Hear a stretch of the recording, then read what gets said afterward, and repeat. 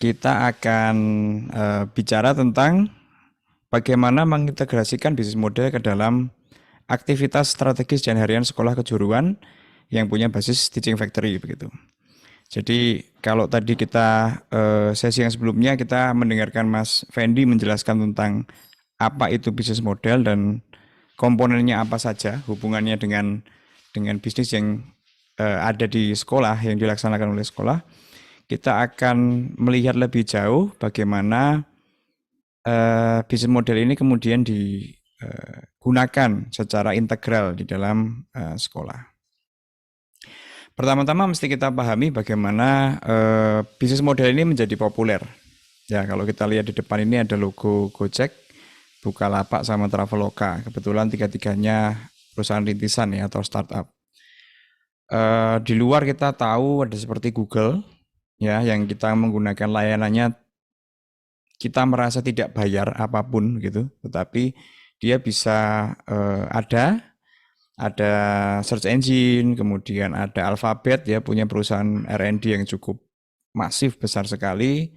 Baru saja beli Boston Dynamics, perusahaan robotik ya. Kalau Bapak Ibu lihat di internet, Boston Dynamics itu sudah bikin robot yang bisa loncat ya, bisa koprol, sudah kayak orang gitu ya. Mampu punya keseimbangan yang sangat baik. Disruption itu comes like magic kalau menurut saya. Jadi tiba-tiba menggantikan sesuatu tidak konvensional. Karena kalau kita lihat bisnis konvensional itu kita tahu persis layanannya seperti apa, produknya seperti apa, duitnya kita kasih ke mereka, clear. Sementara perusahaan-perusahaan yang melakukan disruption, ya kita lihat yang di depan kita ini Gojek, ya perusahaan transportasi, mereka tidak punya mobil, mereka nggak punya motor. Bukalapak mereka tidak punya barang ya. Traveloka mereka nggak punya hotel, tidak punya apa itu namanya transportasi sebagai bisnisnya. Kalau grupnya kita nggak tahu. Blibli tadi juga ada di balik Blibli ada grup yang punya yang nanti salah satu yang akan kita bahas gitu. Bagaimana kalau kita mendekatkan diri dengan angel dalam tanda kutip yang tepat itu bisa berguna untuk bisnis dan sekolah kita. Maka disruption comes like magic. Magic itu sesuatu yang menarik tetapi tidak mudah dijelaskan. Ya, jadi orang kemudian berusaha untuk mencari pendekatan yang mudah untuk bisa memahami magic ini bekerjanya bagaimana. Kemudian keluarlah bisnis model. Bisnis model bisa menjelaskan bagaimana duit didapatkan oleh bisnis, bagaimana service dilakukan oleh bisnis, dan itu semuanya baik begitu. Dalam artian kita mesti mendiferensiasi dengan bisnis-bisnis ponzi. Ya, kalau kelihatan ada bisnis yang bisa memberikan penghasilan terus tapi tidak jelas servisnya, tidak jelas apa yang diberikan kepada orang, bisa jadi itu ponzi, gitu kan? Salah satu yang bisa digunakan untuk melakukan mapping adalah bisnis model. Sebenarnya value proposition-nya itu apa? Kalau ada value proposition dan produknya clear di market, oke, berarti dia bisa mendisrupt. Nah, itulah awal kemudian bagaimana bisnis model itu menarik untuk digunakan. Karena isunya sudah tidak konvensional lagi. Kalau kita punya toko biasa ya, seperti toko kelontong atau mungkin juga supermarket, itu bisnis modelnya clear. Maksudnya sederhana, konvensional gitu. Kalau itu yang kita gunakan, kalau bisnis model hanya digunakan untuk yang seperti itu menjadi kurang menarik gitu. Tapi kalau kita mulai bicara tentang multi-sided seperti Google, ada pengguna yang nggak bayar, ada pengguna yang bayar, kemudian dia punya CSR melakukan ini, ada layanan yang lain begitu. Itu menjadi cukup menarik membedah dengan bisnis model Canvas. Itu satu sisi bagaimana bisnis model bisa menjadi populer gitu. Kemudian yang selanjutnya adalah ada quotes ini yang ingin saya sampaikan, yaitu if you trying to disrupt the status quo and beat bigger competitors, you're not going to do it by playing their game. Jadi bisnis model ini digunakan untuk memodelkan, tetapi setelah itu tidak hanya memodelkan saja. Karena kalau kita cuma memodelkan, kemudian mengcopy apa yang dilakukan orang lain, maka kita beating bigger competitors with their game. Itu impossible ya. Bayangkan kalau dulu zaman kecil ya, waktu masih kecil mungkin Kalau Gojek bermain seperti Bluebird bermain, mereka tidak bisa mendisrupt. Ya, saingan capital pada saat itu dengan Bluebird gonna work karena nggak bisa tidak bisa berjalan karena kondisinya mereka sudah punya kalau dalam bisnis namanya barrier to entry yang cukup besar. Kita mesti cari jalan samping nih gitu. Nah, maka penting untuk kemudian setelah memahami bisnis model bagaimana bisnis model ini bisa kita gunakan untuk menganalisis dengan tepat apa yang kita butuhkan dan menggunakan dia untuk bersikap secara strategis ke depan gitu. Jadi kita pengen supaya kita bisa mendisrupt atau minimal bisnis kita, sekolah kita mempunyai impact yang meaningful bagi masa sekarang ataupun masa depan gitu. Nah, kita akan mulai dengan story dulu. Ini film yang baru aja saya tonton. Ini karena di Agustus saya sempat isoman 14 hari ya, gabut nggak ada kerjaan apa-apa. Mau ngapa-ngapain juga masih pusing, masih lemes. Saya nonton ini salah satunya. Ini film di Netflix namanya Salvation. Plotnya adalah seorang ilmuwan menemukan bahwa ada asteroid yang mau nabrak bumi gitulah. Jadi ketika dia menemukan ini, kemudian dia mulai menghitung. 189 hari lagi asteroid itu nabrak ke bumi. Kita tahu bahwa gambarannya kalau secara kosmos besar begini, bumi itu berotasi, bumi itu berevolusi, ada bulan, ada planet lain, ada asteroid ya. Jadi perhitungan kapan barang itu bisa sampai di tempat kita itu nggak simple seperti kita pesan Gojek martabak dari sana ke sini berapa lama, itu enggak. Ketika itu sudah di judgment, maka semua orang kemudian berusaha untuk mengalihkan meteor ini supaya tidak menabrak bumi gitu. Opsinya waktu diceritakan itu ada banyak. Pertama kali pasti yang terpikir di tempat kita ya di nuklir aja kan gitu. Ternyata meteornya gede gitu. Kalau kita nuklir, pecahannya ini sudah cukup untuk jadi satu kota nih. Jadi malah justru lebih gede lagi efeknya karena dia akan nyebar gitu ya. Kemudian ada macam-macam ide, salah satunya yang nanti kita gunakan untuk belajar adalah mereka ingin ya udah nggak bisa dihancurkan, kita coba singkirkan sedikit jalurnya. Ya, jadi kalau ini mau nabrak itu pas ya. Kalau jalurnya geser sedikit maka dia nggak akan nabrak, nggak jadi nabrak karena dia akan bahasa Jawanya luput gitu ya. Kacek sidik gitu, selisih sedikit dia akan lewat dan kemudian nggak jadi nabrak. Yang dilakukan prosesnya adalah seperti ini. Jadi ada banyak yang mereka lakukan ya di dalam film itu dan selalu metodenya sama dan ini saya pikir sama juga dengan kita di sekolah, di bisnis ya. Kenapa? Karena mereka di sini menggambarkan bahwa semuanya itu harus diperhitungkan dan hanya bisa diambil satu kesempatan dalam waktu tertentu. Ya, kita walaupun tidak sadar di dalam bisnis opportunity juga tidak datang 2 kali. Ya mungkin 2 kali datang, tidak ketiga kali gitu. Maksudnya tidak selalu datang setiap saat. Jadi kita punya momentum untuk mengambil ini iya atau tidak gitu. Nah, yang mereka lakukan selalu seperti ini. Mereka selalu punya solution dulu, ya gambar dihitung dulu secara teoritikal jalurnya bagaimana. Kemudian sudah ketemu satu yang dijadikan solusi, mereka buat modelnya. Ya, di gambar ini kelihatan mereka bikin model roket gitu. Mereka bikin model pendorong roket yang kemudian dicoba digambarkan secara detail barangnya itu bagaimana gitu ya. Pendorongnya ini kekuatannya berapa, kira-kira kalau diterpa arah angin begini dia akan kemana, kira-kira begitu. Itu proses kedua. Solusi yang mereka lakukan adalah kalau Bapak Ibu tahu di Eropa itu ada namanya Hadron Collider ya, atau penumbuk atom. Mereka berusaha untuk mensimulasikan Big Bang. Nah itu si orangnya ini berusaha untuk menggantikan itu untuk menembak asteroidnya. Jadi mereka gambar itu gunnya itu, railgun namanya. Mereka gambar gunnya itu, kemudian mereka simulasikan. Nah, yang ketiga, setelah modelnya jadi, ini yang lebih penting, mereka melakukan simulasi dan operation parameter. Jadi Setelah modelnya jadi, barang ini kemudian disimulasikan. Hanya ketika simulasinya oke, mereka maju ke level eksekusi. Intinya adalah ketika kita membuat sebuah model, model itu akan menjadi lebih useful ketika kita mampu melakukan simulasi dan mampu membuat parameter operasi untuk mengguideline eksekusi kita. Ketika itu hanya jadi model saja itu oke, masih oke, tetapi tidak terlalu powerful. Nah, langkah nomor 2 ini adalah kita mulai belajar untuk membuat dan mengupdate bisnis model. Dan langkah nomor 3 ini yang akan kita bahas selanjutnya. Bagaimana kita menggunakan bisnis model ini untuk melakukan simulasi, betul-betul menggambarkan kondisi bisnis seperti apa, dan juga melakukan atau membuat operation parameter. Operation parameter itu kalau di dalam ini ya, misalkan bayangin kita nembak asteroid, itu harus di sudut berapa. Kita mau tembakkan menit ke berapa, kecepatan anginnya berapa kita berani. Kalau lebih dari berapa knot kita nggak berani begitu. Baru kemudian kita melakukan eksekusi.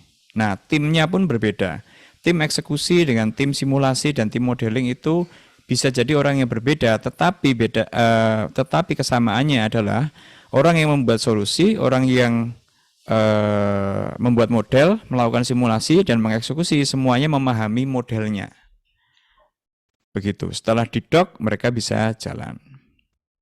Asumsinya. Nah, kita akan lihat 7 ide untuk melakukan integrasi bisnis model Canvas ke dalam aktivitas strategis dan harian sekolah kejuruan gitu. Cuman sebelumnya ini ada yang mau saya sampaikan nih. Never abandon the aim ya. Kita lihat gambar di kiri ini adalah bola tenis dimasukkan di sebuah tempat gitu ya. Kalau kita lihat di bagian kanan ini kan lebih banyak ya. Lebih banyak bola tenis yang bisa masuk ke dalam tempatnya ini gitu. Kalau di sini 3, mungkin di situ 4 gitu ya. Karena dipotong-potong semuanya dimasuk-masukin mungkin lebih banyak lagi dari 4. Tetapi esensi dari tempat ini itu menjadi tidak ada lagi. Karena kita tidak akan menyimpan bola tenis yang masih mau dipakai dengan posisi yang di kanan. Kita hanya akan menyimpan dengan posisi yang di kiri gitu. Jadi never abandon the aim. Kita semua berusaha di dalam pendidikan ini untuk mendidik siswa begitu. Product Teaching Factory, Business Model Canvas, dan semuanya adalah sarana kita untuk membuat proses itu bisa berjalan dengan lebih baik, lebih efisien begitu. Tetapi tidak menjadi terlalu efisien seperti yang di kanan. Tidak menjadi terlalu bisnis seperti yang di kanan. Karena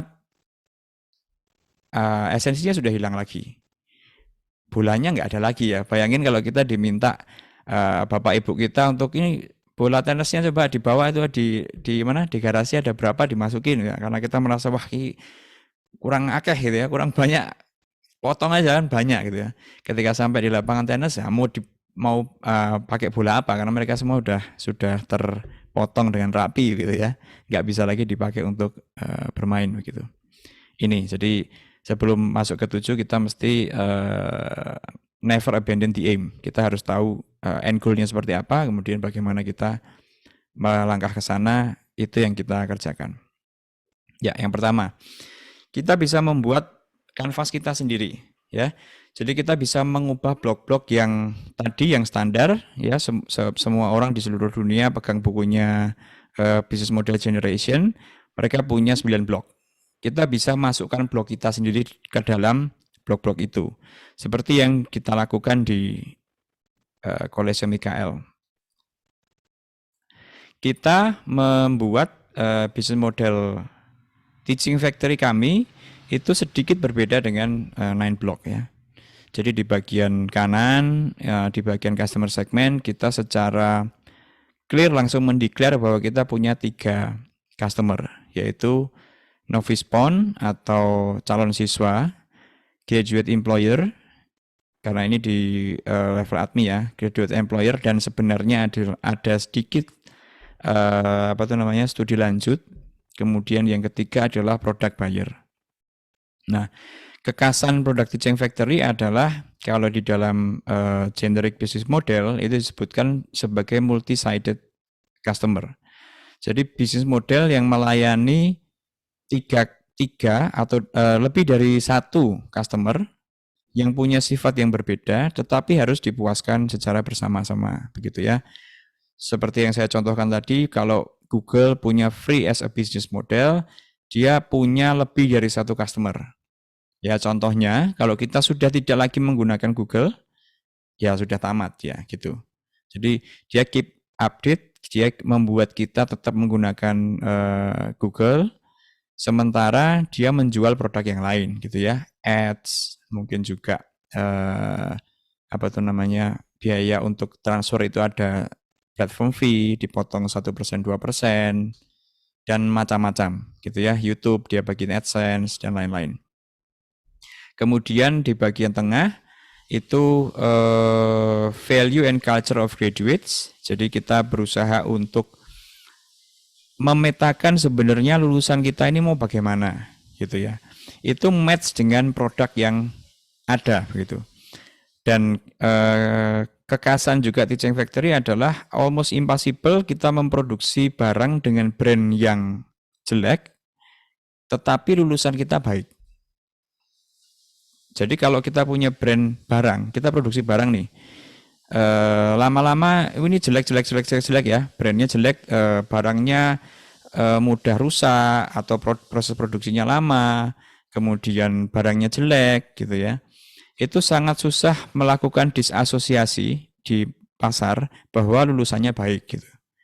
Nah, karena dia punya multi-sided customer, juga punya multi-sided value proposition, maka value and culture of graduate ini sangat terkait dengan segmennya yang bagaimana. Kemudian kalau kita geser lagi sebelah kiri, kita punya dua key resources, yaitu key resources education dan key resources production. Nah, di bagian key resources production, itu benar-benar kita punya resources yang capable untuk melakukan produksi. Jadi bukan resources yang hanya didaktik saja, tetapi mampu melakukan produksi dengan skala produksi, dengan efisiensi produksi, dengan harga yang dimaui produksi, dengan waktu tenggat yang dimaui produksi. Itu yang penting. Nah, biasanya yang agak susah adalah bagaimana menyeimbangkan antara culture pendidikan dengan culture industri. Begitu. Itu yang masih jadi PR dan terus berusaha dikembangkan. Karena kalau culture-nya berbeda, resources yang paling penting itu kan sebenarnya human resources ya. Human resources punya culture. Kalau mesin, alat itu punya keakurasian, bagaimana mereka dikalibrasi, kekuatannya bagaimana. Tapi kalau human resource mereka punya culture. Itu yang masuk di salah satu 4 pilar. Nah, di atasnya lagi, di atas key resources itu ada Q, E, C, dan I. Atau quality, efisiensi, creativity, dan internship. Itu kita coba masukkan ke dalam key activity. Jadi key activity dari Teaching Factory adalah membuat pelatihan untuk quality yang pertama. Maka kita akan define dulu kompetensi quality-nya bagaimana, produknya apa. Ya makanya di kompetensi Q itu ada panah ke atas, yaitu terhubung dengan key resources education. Sementara untuk yang barangnya apa, itu panahnya ke bawah gitu. Kemudian bagian kiri ada namanya key partner. Itu mendukung juga key resources education, key activity, dan juga production. Ini ada di buku Admi Merakit Pendidikan Vokasi untuk Bangsa. Bapak Ibu yang tertarik nanti bisa kontak Bisdek. Di situ dijelaskan lebih dalam juga termasuk 4 pilar ya. Jadi kita coba menginfuse, memasukkan 4 pilar ke dalam bisnis model yang standar. Oke. Yang kedua adalah kita bisa juga menggunakan BMC untuk meluruskan barisan dari atas ke bawah. Jadi tadi kalau sekolah yang hanya memiliki satu jurusan itu lebih mudah di take care karena apa? Ya lebih align begitu. Kalau sekolah memiliki lebih dari satu jurusan itu Bisnis model Canvas bisa digunakan untuk melakukan alignment antara satu jurusan dengan jurusan yang lain maupun antara jurusan dengan sekolah. Jadi sangat sulit membayangkan sebuah sekolah memiliki value proposition graduates yang berbeda dengan jurusannya gitu. Jadi atau punya 3 jurusan, setiap jurusan itu punya value proposition yang beda-beda gitu. Value proposition sebaiknya di-align, karena bagaimanapun regulasi nanti akan di level sekolah. Kemudian sebuah sekolah memiliki beberapa jurusan, ada banyak produk, bagaimana dia mendekati channelnya.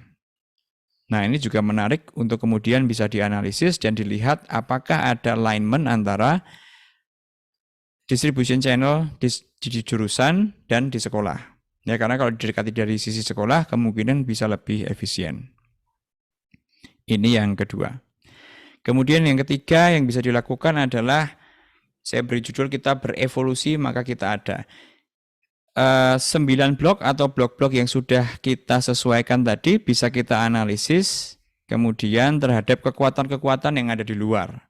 Ya, kekuatan yang ada di luar itu misalkan analisa persaingan, pemasok saya bagaimana, stakeholder saya siapa saja, kemudian pesaing saya siapa saja. Bisa juga di sisi analisa pasar, ya pasar saya siapa, apakah terjadi perubahan segmen pasar atau tidak, kemudian apakah ada tren regulasi yang berubah, apakah ada tren teknologi yang berubah. Tren-tren seperti ini, seperti contohnya kita masuk ke industri 4.0. Kemudian secara tidak sadar kita sekarang mulai shifting ke service ekonomi. Atau kita mulai lebih senang melakukan service daripada secara kaku hanya berproduksi saja begitu. Mungkin adik-adik kita, anak-anak kita ke depan lebih memiliki kecenderungan ke sana. Terus bagaimana regulasi tentang keuangan, regulasi tentang pendidikan yang ada itu dibuat oleh pemerintah. Nah, perubahan di luar ini kemudian mesti direfleksikan masuk ke dalam. Dalam artinya kita melihat blok-blok yang kita buat ini bagaimana hubungannya dengan dunia yang ada di luar begitu. Kalau terjadi clash atau ketidaksesuaian, kita bisa menyesuaikan blok ini gitu. Nah, biasanya kita ada session, kemudian kita paparin isu-isunya, kemudian isu-isu itu kita lihat refleksinya terhadap blok-blok kita. Apakah ini bagus atau tidak, apakah ini akan berefek dalam jangka dekat atau jangka jauh, dan bagaimana kita melakukan respon terhadap hal-hal itu semua.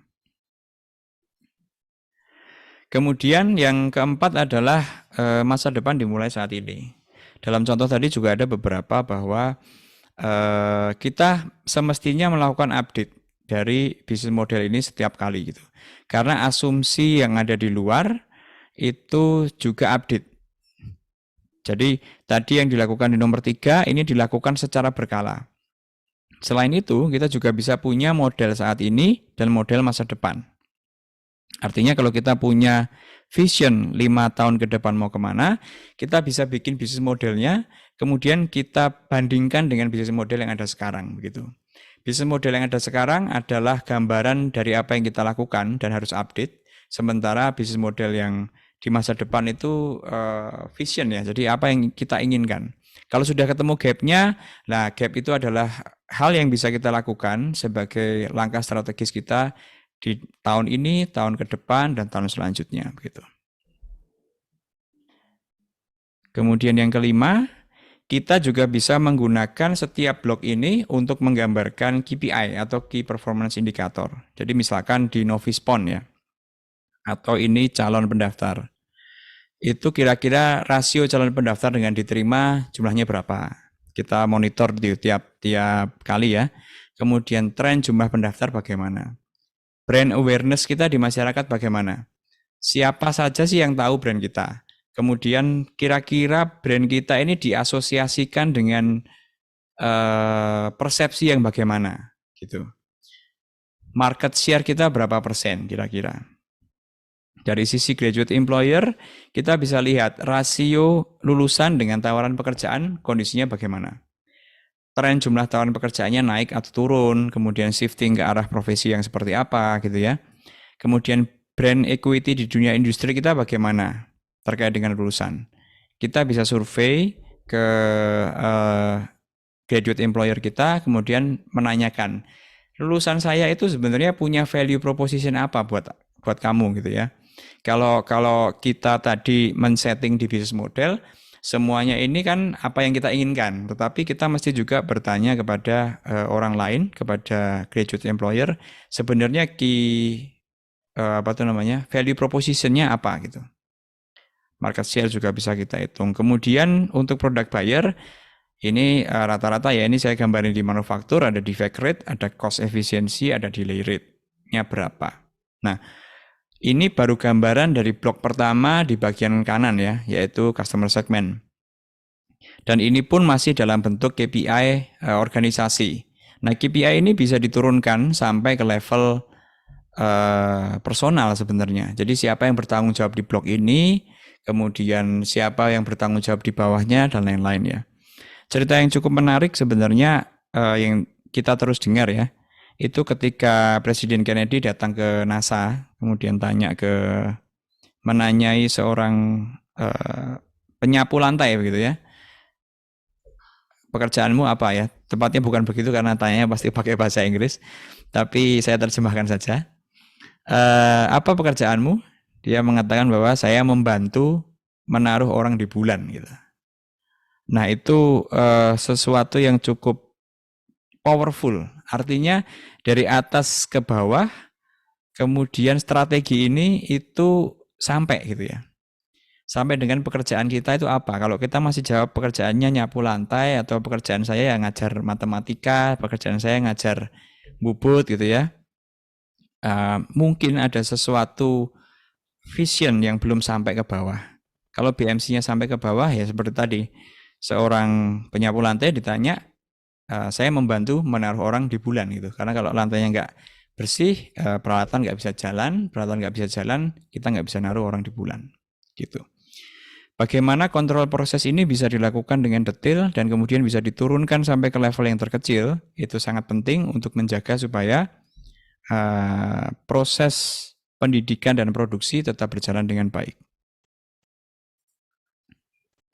Kemudian yang keenam, tadi pagi Mas Fendi sudah membahas tentang bagaimana dulu kalau kita mau tahu bisnis itu business plan ya, satu laporan yang tebal, analisisnya banyak begitu.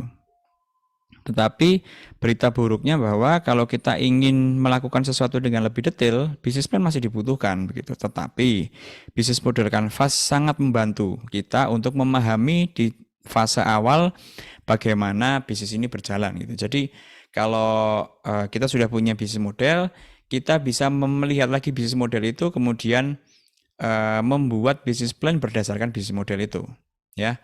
Seperti laporan rencana operasional, itu kita bisa lihat dari key activities, kita breakdown lagi. Kemudian dari rencana keuangan, kita bisa compare antara revenue stream dan cost structure gitu. Rencana pemasaran kita bisa lihat di bagian customer segment, kemudian channel gitu ya. Jadi kita bisa detailkan itu semua untuk menjadi business plan. Harapannya ketika kita bikin bisnis model dulu sebelum bisnis plan, dulu kalau saya sering melihat bisnis plan orang, mengevaluasi dan melihat kemungkinan investasi, bisnis plan itu seringkali tidak nyambung. Apa yang direncanakan di rencana operasional tidak nyambung dengan apa yang direncanakan di keuangan dan pemasaran gitu. Harapannya kalau kita udah bikin bisnis modelnya itu lebih nyambung, karena apa? Ada tataran di mana kita sudah melihat interkoneksinya dulu, baru kemudian kita detailkan begitu. Dan yang ketujuh adalah mengambil posisi strategis. Nah, ini cukup penting sebenarnya. Di dalam setelah kita membuat bisnis model, sebenarnya ada beberapa pivot ya, atau titik kekuatan yang bisa kita tentukan begitu. Tentu saja kita sebagai sekolah vokasi akan fokus di titik yang merah, yaitu saya namakan sebagai education core competence, yaitu bagaimana kita bisa mengorganisasi diri untuk menyelenggarakan 4 pilar kegiatan quality efisiensi, creativity, dan internship ini menjadi kegiatan yang paling penting dan kita kuasai. Itu yang pertama. Setelah itu kita menguasai semua blok, kita bisa tentukan fokusnya mau di mana gitu. Yang pertama, yang bagian biru paling kiri, itu fokus di infrastruktur. Ya, ini kalau Bapak Ibu nanti cari namanya unbundling business model. Jadi kita berusaha untuk punya titik kekuatan di tidak semua blok gitu. Karena semua blok kalau mesti dijadikan titik kekuatan cukup berat. Kalau kita di kiri namanya fokus di infrastruktur. Fokus di infrastruktur itu berarti fokus di produksinya. Ya, kalau tadi Mas Fendi cerita mungkin di bagian infrastruktur ini SMK yang punya produk service atau bukan service ya, tapi membuat sesuatu atas orderan orang lain, ya, itu ada di sebelah kiri atau infrastruktur. Biasanya mereka akan dinilai dari sisi apa? Kecepatan, kemudian harga. Akan dikompar dengan orang lain. Maka harus bisa mengorkestrasi diri untuk bisa membuat barang dengan kecepatan dan harga dan kualitas yang diinginkan oleh pasarnya begitu. Kalau kita shifting di bagian tengah, organisasi yang punya kekuatan di values, proposition, itu biasanya melakukan inovasi. Dan mereka punya brand yang kuat. Ya.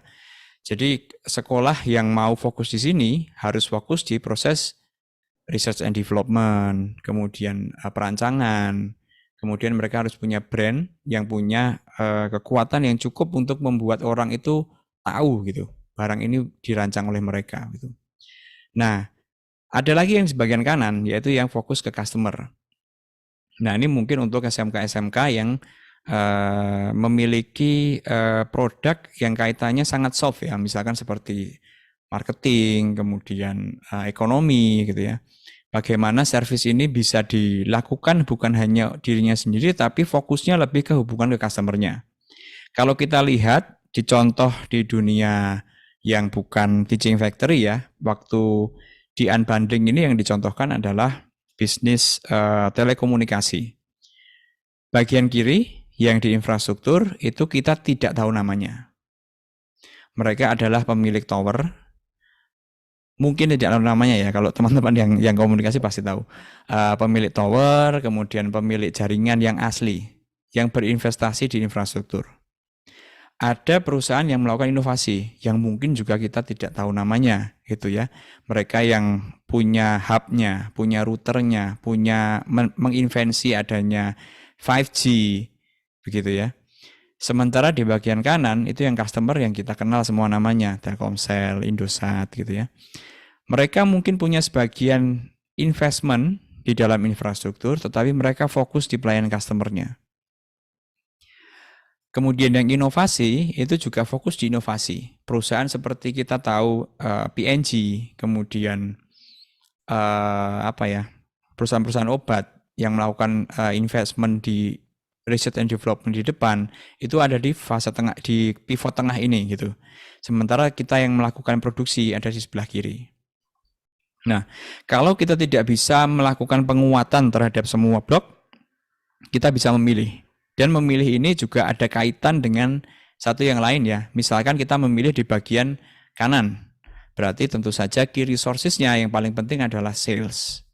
Kemudian marketing, digital marketing, bagaimana mempopulerkan brand kita, begitu ya.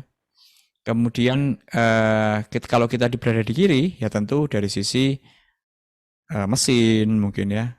Kemudian kecepatan kita melakukan sesuatu itu menjadi investment yang cukup penting di dalam key resources. Gitu. Jadi kita sudah lihat tadi dari 1 sampai 7 ini adalah 7 ide bagaimana kita mengintegrasikan bisnis model ke dalam sekolah vokasi kita gitu. Kemudian sebagai penutup adalah kita mesti melihat bisnis model ini sebagai tool of creativity sebenarnya. Jadi kita mesti terus kreatif ketika kita lihat bisnis model. Fase pertama bisnis model harus sangat sederhana, nggak jelimet ya, tidak banyak tulisan dan lain-lain. Tetapi kemudian setelah itu ada turunan-turunan yang bisa dibuat. setelah fase kreatif itu ada. Karena tidak mungkin kita hanya kreatif saja. Hari ini A, besok B, besok C, nggak bisa melakukan seperti itu. Tetapi proses kreatif ini harus ada dulu. Maka proses pembuatan bisnis model ada baiknya dilakukan secara visual, kemudian dilakukan oleh beberapa orang dan tidak sekali gitu ya. Jadi kalau di sekolah mungkin bisa di level pertama dilakukan oleh teman-teman di Bapak Ibu guru dulu, kemudian di jurusan, kemudian naik ke sekolah, dirangkai jadi satu, jadi bisnis model sekolah. Kemudian baru setelah fix, kita bisa mulai turunin tuh. Kita bisa bikin bisnis plan dari sana, kita bisa analisis bisnis environment, masukin ke blog, dan lain-lain. Dengan begini, tools bisnis modelnya bisa dipakai dengan lebih maksimal. Sekian dari saya, Bapak Ibu yang nanti apabila tidak bisa berkomunikasi di sini, mungkin waktunya terbatas atau belum keluar pertanyaannya, bisa kontak saya di sosial media, ada di Twitter, Instagram, LinkedIn, juga ada di YouTube. Kalau tertarik dengan dunia logistik, saya ada startup namanya Automa.id. Kita berusaha menginfuse Internet of Things masuk ke dalam bisnis logistik yang ada di Indonesia. Demikian, Bu Nana, sharing saya. Bisa dilanjutkan dengan tanya jawab.